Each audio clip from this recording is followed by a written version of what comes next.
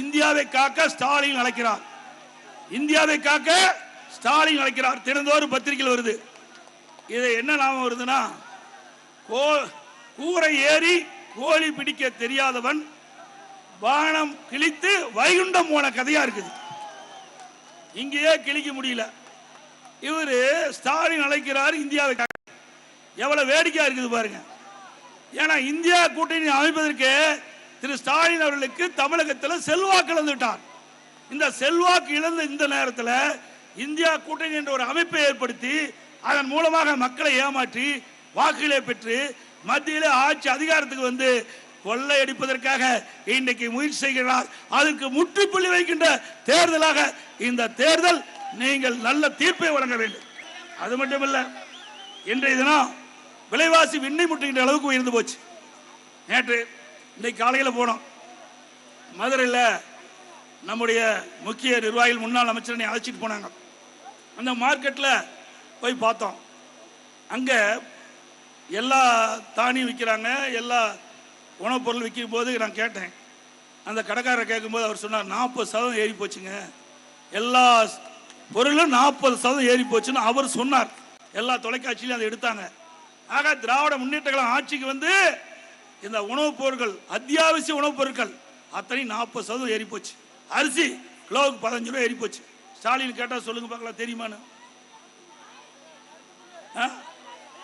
கொல்லுக்கும் எள்ளுக்கும் வித்தியாசம் தெரியாத ஒரு முதலமைச்சராக இருக்கிறார்.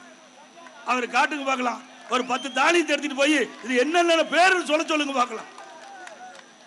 ஒரு 10 தானியத்தை எடுத்துட்டு போய் இது என்ன தானி, இது என்ன தானின்னு அவர் சொல்லுங்க பார்க்கலாம். ஆனா நம்ம பத்தி சொல்றாரு, பச்சை பொய் பேசுற பச்சை துண்டு பழனிசாமின்னு பேசுறாரு. திரு ஸ்டாலின் அவர்களே, நீங்கள் தான் பச்சை பொய் சொல்லிட்டு இருக்கிறீங்க, நாட்டு மக்களை ஏமாற்றி கொண்டிருக்கிறீங்க. நான் வந்து அமெரிக்கா போயிருந்தேன். பஃபலோ பால் பண்ணைக்கு போயிருந்தேன். அங்க ஒரு நாளைக்கு ஒரே இடத்துல 1.25 லிட்டர் பால் அங்க கறவை மாட்டுல இருந்து கறக்குறாங்க. ஒரு கறவை மாடு ஒரு நாளைக்கு 65 லிட்டர் பால் கறக்குது. ஒரு கறவை மாடு ஒரு நாளைக்கு 65 லிட்டர் பால் கறக்குது. நம்முடைய தேனி மாவட்டத்தில் இன்றைக்கு விவசாய தொழிலாளி விவசாயிகள் கறவை மாடுகள் வச்சு பால் கறந்து இன்றைக்கு கூட்டு சங்கத்துக்கு வழங்கி இன்றைக்கு ஒரு உப வருமானமா பார்த்துட்டு இருக்கிறாங்க.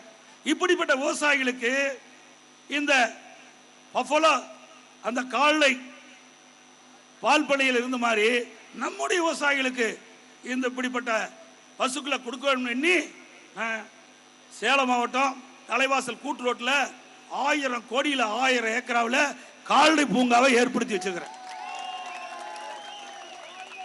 இந்த ஆட்சியாளர் இந்த திட்டம் கட்டணம் கட்டி 2 வருஷம் ஆச்சு, திறக்க மாட்டாங்க. ஏங்க 1000 கோடிங்க. ஆசியாவிலேயே மிகப்பெரிய கால்நடை பூங்கா, ஆசியாவிலேயே மிகப்பெரிய கால்நடை பூங்கா.